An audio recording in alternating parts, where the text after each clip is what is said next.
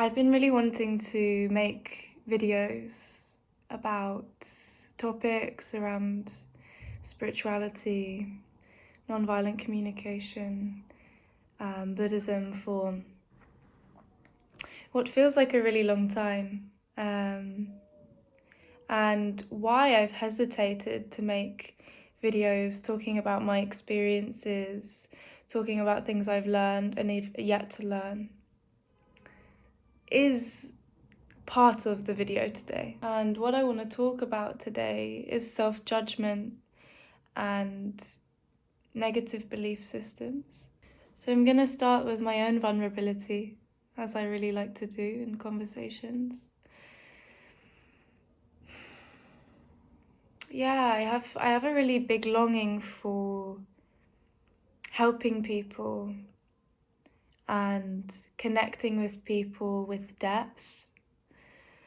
And I have a really big longing to be seen, actually, as someone that possesses something worth listening to. That creates some sadness in my heart.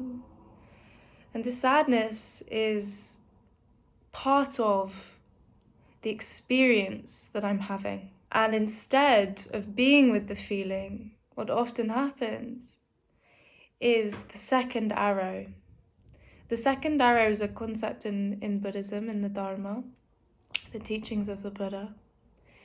And it's characterized by something that we do to avoid the experience of the pain that's already there.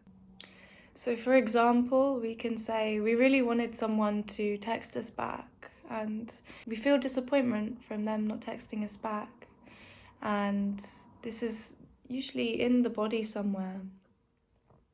And what the second arrow is we can say, we can deny that we feel, or we can judge the feeling. Oh, I shouldn't really be feeling disappointed, it's fine. They're probably just really busy. And what we do here is we don't give the feeling permission to actually be felt. And what a feeling does when it doesn't have permission to be felt is it manifests greatly. And it wants to be felt. We can think of feelings as like a child that really wants to be listened to be heard. It's like a screaming child. They want their experience to be heard. The feeling is part of the experience. Sitting with the experience is part of the healing.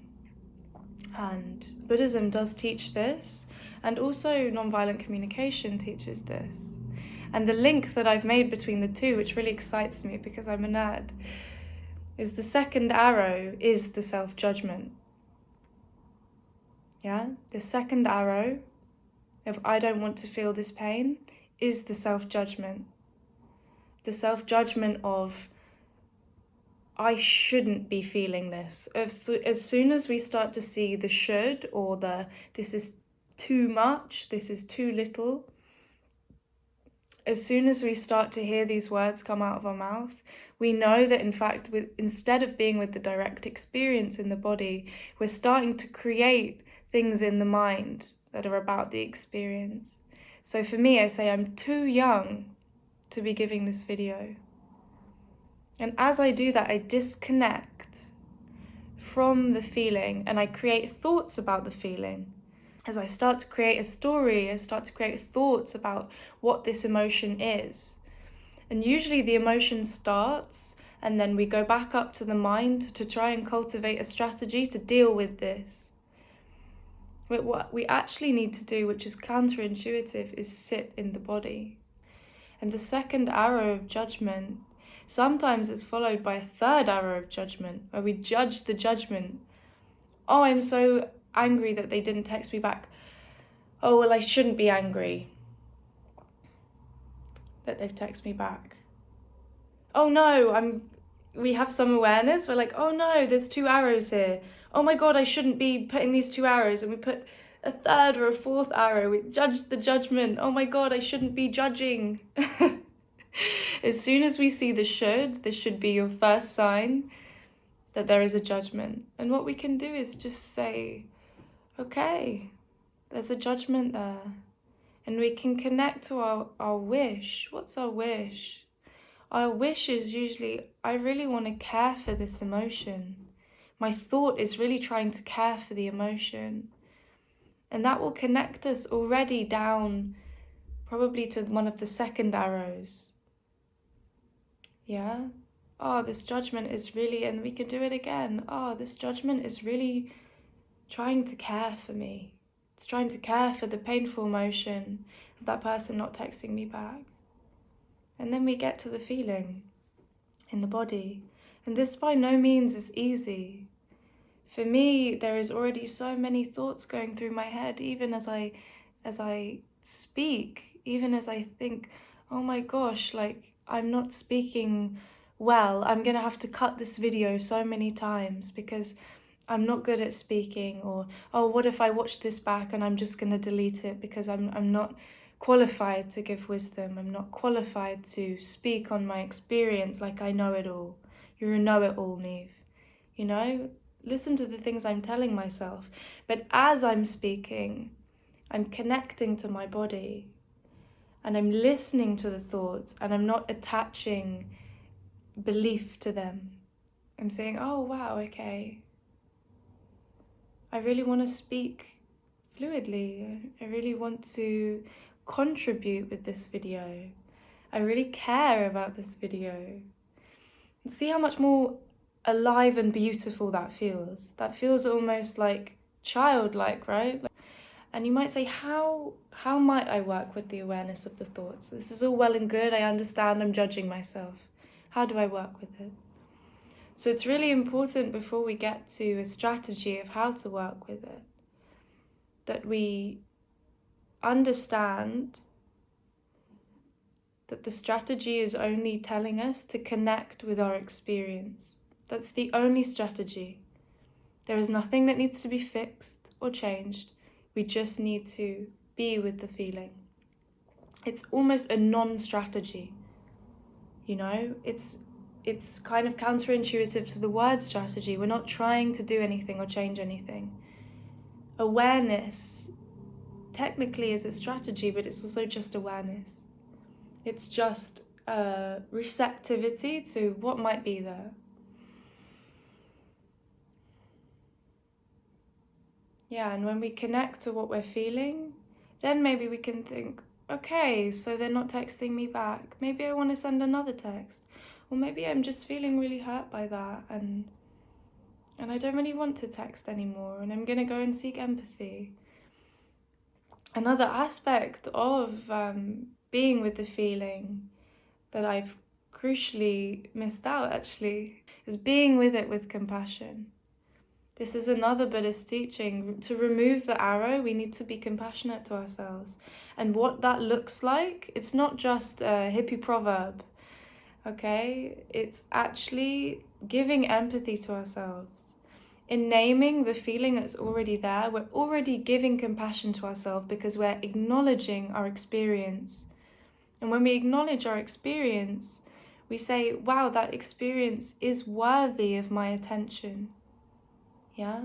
We say, this experience is worthy of my attention. I am worthy of my own attention. That's what we do when we give ourselves empathy and compassion, when we sit with the body. And this is really beautiful.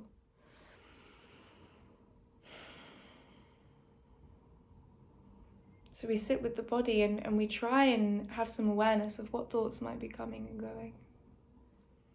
And so this is the self-judgment, and it's really important to understand that this is a practice. This will always be a matter of practicing. This is not a solution to a problem. There is no problem. The experience is not the problem. Okay? If we want to say that there's a problem, we want to be willing to sit with ourselves through painful experience. And when it is too painful, we want to also be compassionate to ourselves. Oh wow, I just really can't sit with the disappointment of that. Yeah, because I'm really needing to feel safe, actually, in my body. And that feels too overwhelming, you know? that again is compassionate. I'm talking to myself like I'm a very beautiful child. Yeah. The second arrow would be, well, why can't I just sit with it? Why can I never sit with my emotion? And you can notice as I'm speaking the difference that the body will feel. How does your body feel when you tell yourself that? And we can start to understand that the judgments are thoughts that will create sensations. And when we speak to ourselves with compassion, we create kind thoughts which will change the experience. Because the experience will change. If you sit with the body, it is never staying the same. It may feel that it is, but we can pick up on slight sensations of difference. Anxiety is an abstraction of the actual experience. Oh, they didn't text me back. I feel so anxious. I need to think of how I'm going to get them to text me back. The anxiety that's created from that is never solid. It will move around the body. It will create different sensations. Does it feel tight? Does it feel hot? Does it feel stiff? They're all different sensations of the experience. And it's really important before we get to what we want to do we want to respond to this text, that we speak to ourselves with compassion, that we speak to ourselves with some awareness of the judgments that we might be creating. Or we say, I'm really overwhelmed by the judgments I'm creating. Let me seek help with this. Because what we're actually seeking when we're judging ourselves is empathy, is compassion. Yeah. So the second arrow is the empowering aspect of this, because we can actually remove this arrow ourselves.